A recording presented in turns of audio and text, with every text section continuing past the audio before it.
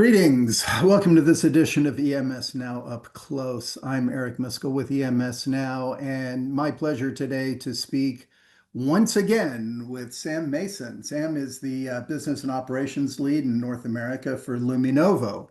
And it's, like I said, it's my second time now speaking with you, Sam. I think it was earlier this year when we first became acquainted, so I look forward to following up and getting some updates from you. Yeah, thanks for having me on again. I think this establishes a pattern officially. So nice to talk to you again, Eric, and glad to be on the show. Yeah, we'll get a good cadence going on this, won't we? Listen, it's been a bit. So I think it was March, April in that time frame that we last spoke. So kind of give an overview of you and kind of the activities in North America that you are spearheading on behalf of Luminovo. Definitely. Well, I guess before I jump into what we've done specifically, which I'll get to, just in case people didn't see the first interview, I'll give a little introduction of what is Luminovo.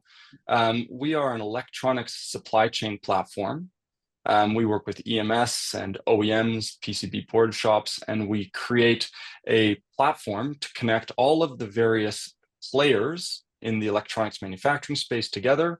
And we streamline the quotation and sourcing process and infuse it with automation and AI. So for those who don't know what Lumino is, I wanted to give that little preface that we are we started in Germany. We have over 300 customers worldwide, and we are taking that same model of success and transplanting it in North America. And I'm leading that effort here to make connections with EMS, make connections with OEMs, board shops. Yeah, so that's what we do, and that's sort of what I'm up to. To touch on your question on what have we been up to since we last talked, so I think we talked in April. Yeah, and one of the themes from that last call was that Luminovo is bringing a different level of sort of agility to the electronics software space, and so we've definitely made good on that claim. Since then, we've added all sorts of different features, including stuff like new PCB specifications. We added the ability to add an approved manufacturer list to the BOM import. We have new graphs for component health.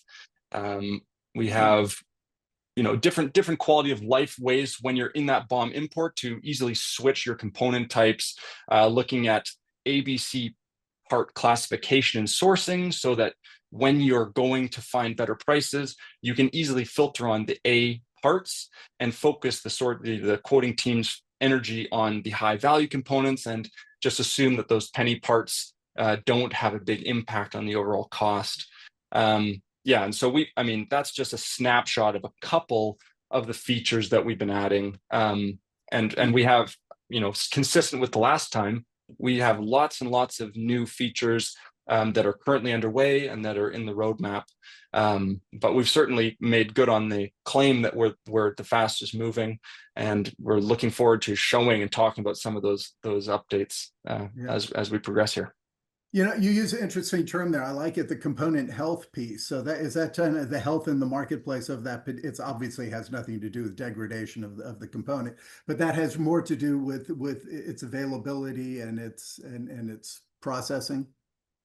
Yeah, so our process really starts with the design of bill of materials. If we look from the perspective of an EMS, then we're looking at the configure price quote module. If we're looking from the perspective of the OEM, it's the design to source module, but it starts with that bill of materials. And the first step is the design, looking at for a certain reference designator, what are the components that we could place on that reference designator, and let's take into account things like compliance constraints or life cycle constraints or availability constraints. And so there's all of these, before you even get to price, there's all of these design related, engineering related considerations that need to be made. And so that the component health is just bringing that data into a like a dashboard, and so that it's easy to digest and easy to act on that information.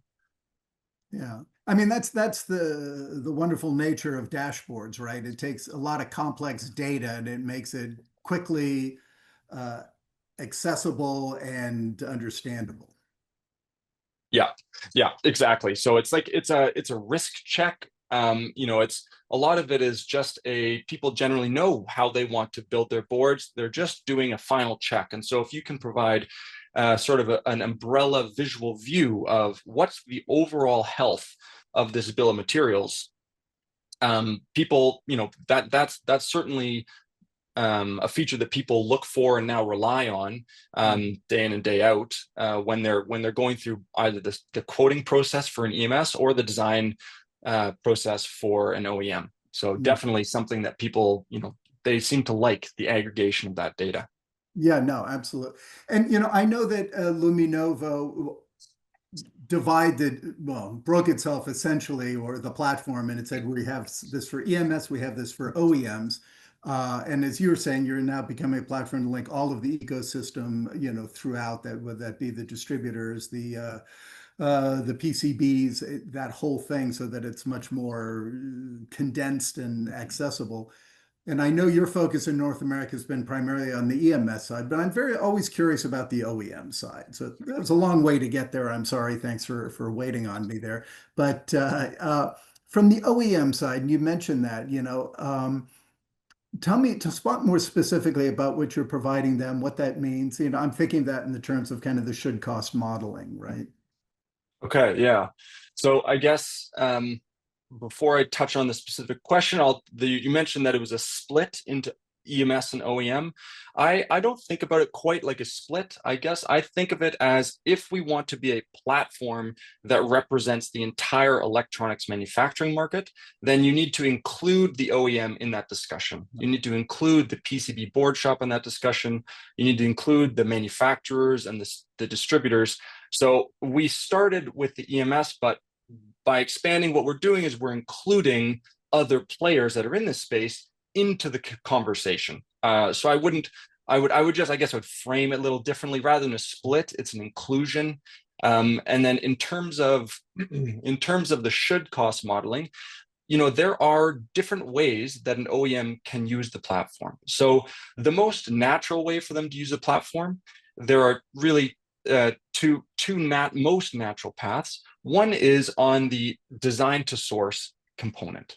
So this is when you're in the design of a certain board, if we can give the designers, the engineers, sourcing related information, whether that be risk and constraint on the design side, or even pricing availability and stuff like that, that's very useful information for them. Like they know some eventual end result that they're looking for, and they know that there's options to build, but they need that data to make the right decision. So that's one of the most natural ways for OEMs to use it, is in the design to source. The other extremely natural way for OEMs to use it is using our module called source to contract. And so we also call that the strategic negotiations module. And that allows for, OEMs that have high order volumes, even EMS that have very high order volumes, say like 20 million, maybe even 10 million annual spend a year, but it gets progressively more important the more you spend. The strategic negotiations module is a way for OEMs to reflect on previous costs that were spent and to send out these big really requests for quotation from their own manufacturers, their own distributors for components, and to aggregate these various negotiations and to facilitate that negotiation process between multiple vendors, multiple distributors, and to compare against historical context. So Okay. those are the two most let's say, directly relevant. And then the third one that I'll mention, which is touching into the should cost modeling that you mentioned. So we have a customer in North America already, an OEM, that is using the tool for that purpose, which is just a final check on the quotes they receive. And so, an OEM sends quote out to 15 EMS, and they get their own responses, and then they can use Luminovo as a check. Most typically, this is done with material estimates, but the same exact model could apply for labor. And so, it's check and balance. It gives them a little relevant context based on current industry pricing, So that they are able to talk with their own EMS from an informed position. Yeah, no, that's very good. And by the way, I will step back and say I was ineloquent when I said the split. I just meant showed how it represented the platforms. I noticed that change between EMS and OEM a while back when Yeah, Luminovo kind of started presenting it that sense, which makes, for the reasons you've just articulated, make complete sense. If without the OEM participating in this, it's going to be a yeah, much more frustrating endeavor, right? So. Um, yeah, I got to say, a little off context here. I'm just remembering from when I used to do this work when you're talking about an OEM goes out and gets, however many quotes, say back in the day, maybe it's a handful, right? And then we had what was used to call the matrix, right? Then the quote enters the matrix where they OEM puts it on a list and says, this provider, all these, and then they say, here are the quotes. Then they circle the lowest and they say, this is what I want, right? And then they would right. point back at all of them and say, can you meet this, right? So um, it was always a very frustrating process, especially for the EMS who were involved in it back then. Uh, Yeah. so I find that interesting. Speak to the EMS side too, because I know that's a lot of what the business is for you guys. I know that is, it began with a lot of the quoting, but it's expanded in, like you were indicating, with all these other features that have now been adapted. So kind of speak to the increased benefit that EMS are getting from you. Yeah, so at the very highest level, and then I'll dive a little deeper, at the very highest level, it helps EMS provide um, fast and accurate and competitive quotes. Hmm. That's really what we do. We help EMS answer those RFQs quickly and accurately and competitively. Hmm. And so now if we dive down into how do we do that, or how do we facilitate that, we start with the design component of our core platform. And this is based on the theory that you can't start a process until you have good data.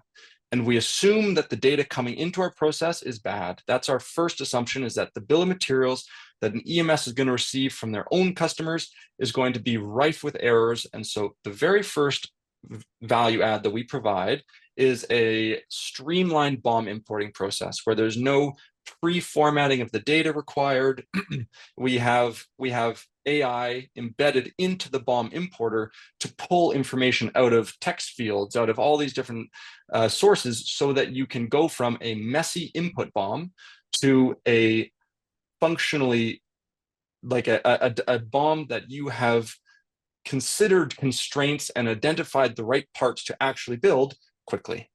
So Yeah. that's the very first thing. And then the next one is we go into our sourcing module where we connect to various suppliers of components through the EMS's own credentials. So if you're an EMS that spends, $1 million a year with Arrow, maybe you get some discount. Well, we want to make sure we're, getting the preferred pricing that that particular EMS is getting. And so we are actually requesting prices from these suppliers on behalf of the EMS. And then, of course, we get all this data and we help bring to light what are the decisions that should be made? Who should we award these contracts to? And then provide some high level analytics, like what's our excess price?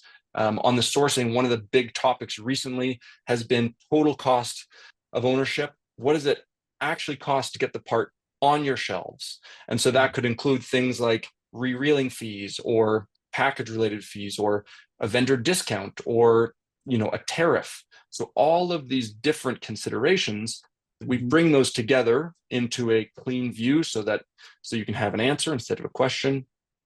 Uh, and then we move into estimating the labor, which is a whole that's another module we have called product costing, in which we create a digital twin of a factory or factories if you're a multi-site company, and we take input technical characteristics from the bill of materials and from the Gerber files, and we help streamline and automate the labor estimation. And from there, now you have an accurate and estimate and fast material estimate. Same with labor. You can move on to what I call the 4U section, or the markup and margin. That's okay. Now I know how much it's going to cost me. Great. How do I get to make my money? That's the calculation. element, and then finally we have a final quote. So on the EMS side, that whole process, which used to include Excel spreadsheets and emailing suppliers and getting on the phone, now I would say for 90% of the bill of materials at least, we've automated that process, which leaves the procurement team and the quoting team extra time to focus on those important products. Yeah. So our expectation is you may always get a better price getting on the phone with a rep than through an API. That may never change. But if we can focus your energy on reducing the price for those high value components, then there's a huge benefit there. You touched on a topic there I was going to ask you later, but it seems pertinent right now. The whole tariff issue comes up, right? I mean, that's been a bugaboo here this year for manufacturers, especially in North America. So, and I think a lot of people look at software AI, right, as kind of a solution, right? Almost in a, so how hard is it to really gather and make available the relevant data that people are requiring these days? Well, I would say that the data is all available, but it's extremely hard to find. So, this is the idea that it's hard to find is the whole reason why people pay tens of thousands of dollars for tariff lawyers, right? The data is out there. The answer is out there. You just need to sometimes pay an expert a lot of money to go find it for you. And so what we're trying to do is simplify that whole process. So for example, when we go through the design module, one of the things we're pulling out is we're pulling out the HTS code. That's the harmonized tariff schedule code for that product. The other thing that we're pulling out is the country of origin. So those are the two most critical elements to determine your tariff rate. And I mean, speaking from the position of an American EMS importing into the US, they use HTS codes. Other countries use a different, tariff landscape.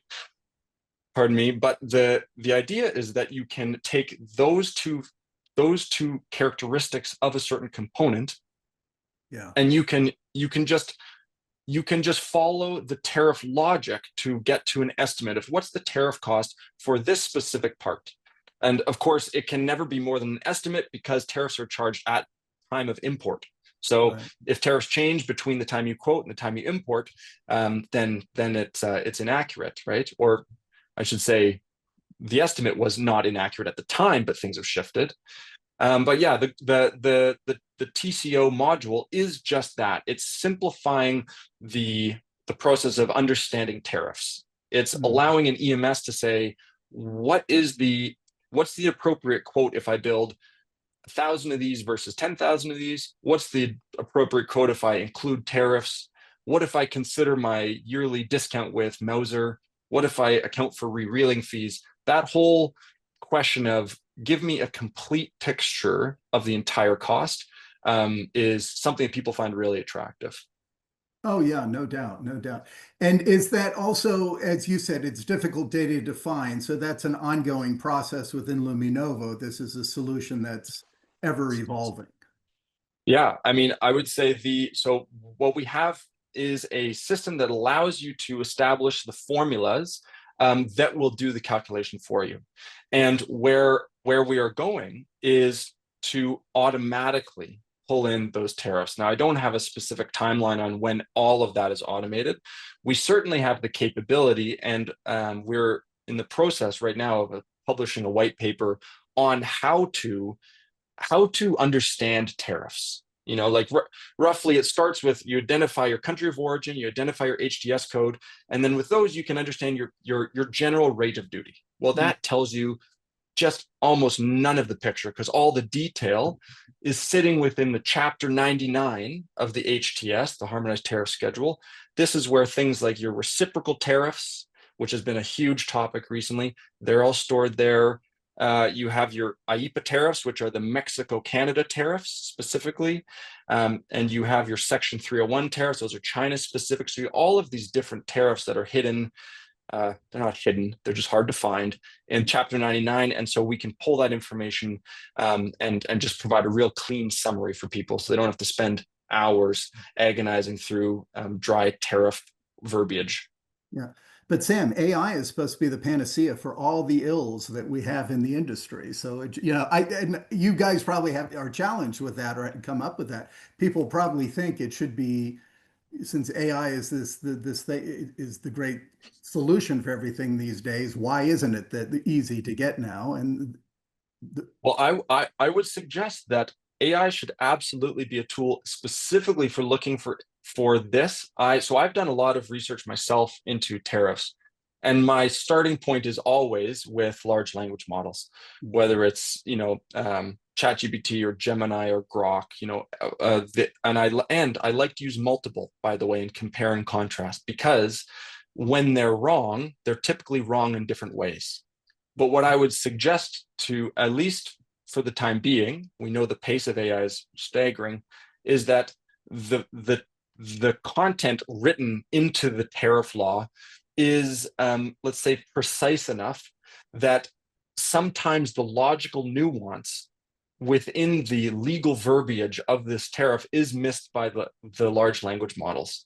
And so it's absolutely a good starting point. If you're saying, okay, tell me what's the tariff of importing a 4-layer rigid PCB from China right now, it's a really good place to start. But I would say, at least for the time being, that it requires a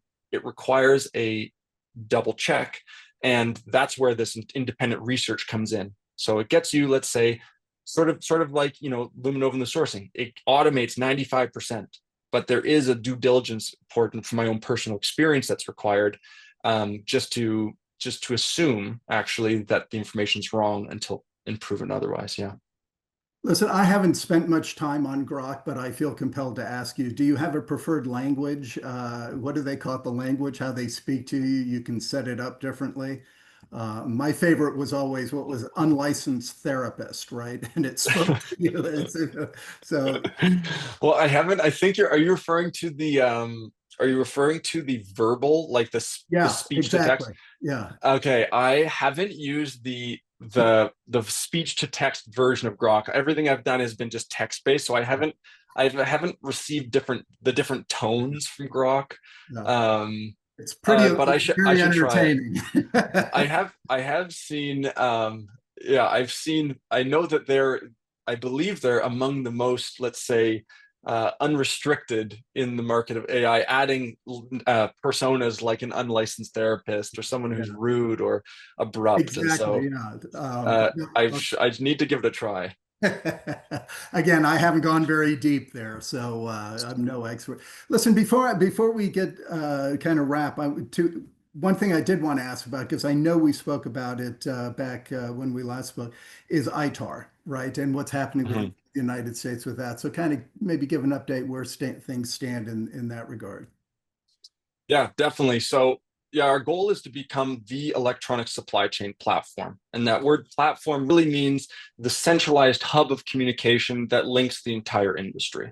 Mhm. And you can't do that if you exclude ITAR related information, right? There's a lot of people building radar systems or communications or military electronics, and they want to be part of that conversation as well. And so, yeah, one of our let's say initiatives objectives is to provide ITAR services. So since we last talked, we have been registered. We are ITAR certified. We are in the final throes of putting in the American data centers that will house in a secure environment that sensitive data. So we're at the stage where we are certified and we hold ourselves to the same account as anybody else, but we are still in the final, let's say, technical design of the data center and bringing the software over so that the American ITAR industry can start to benefit from Luminovo the same way other people have. So yeah, that is I mean, that's right around the corner. We're in the final throes and setting it up on the Gov Cloud, hosted I think in Nebraska. I can't remember, but anyways, it's we're in the final throes of setting it up. And then once I'm really excited for that, by the way, because that my hope is that we become the very first platform that connects sensitive information for instant PCB pricing. This is something that our platform does already that is extremely useful for EMS, where in the process of getting your material estimate for components and your labor estimate, there's also the giant question, what's the price of my PCB? It's often like 30 to 50% of the whole build. And so we provide instant PCB pricing through the shop. And of course, if you are building something that's ITAR related, you cannot do that. You can't pass the Gerbers on to a non, let's say it has to be protected. And so my hope is to our hope is to build an environment and a whole platform around sharing these sensitive pieces of information, in a controlled way, to be the first company that offers instant ITAR PCB pricing. Very exciting concept. That's fantastic. Yeah, and like as you indicated, I mean, a lot of sensitivity with ITAR that's not going to go away, and having those board shops, because I think those are required now, right? Domestic builds, so you're going to have those. And anyway, that good news, good news. Sam, before I let you go, I'd be remiss if I didn't ask for people watching this who want to say, hey, I'd like to meet Sam and learn more about what Luminovo is doing. You guys are going to be out and about speaking and meeting this fall still. Tell us about those opportunities. Definitely. I would say first, if you want to meet like right away, you can always get in touch with me by email. You can schedule a demo on our website, luminovo.com. So virtually, it's very easy to get a hold of us. In person, we have a busy fall. So we will be attending SMTA Expo in Long Island, September 10th, SMT Guadalajara, September 17th, TCB West on October 1st, SMTAI in Chicago on October 21st, and there may be a couple others, but those are, I'd say, the primary four where we would hope to see you. Good, good, good. Sam, this has been excellent. It's a great update. We got to get the cadence on this going because obviously there's a lot of exciting things happening there for you and your team, and love hearing about it and being able to report on it. So look forward to getting another catch up here, maybe before the end of the year. That sounds great. Yeah, Eric, thanks for having me on. It was nice to talk about our updates, and look forward to the next one. Absolutely. Thank you, sir.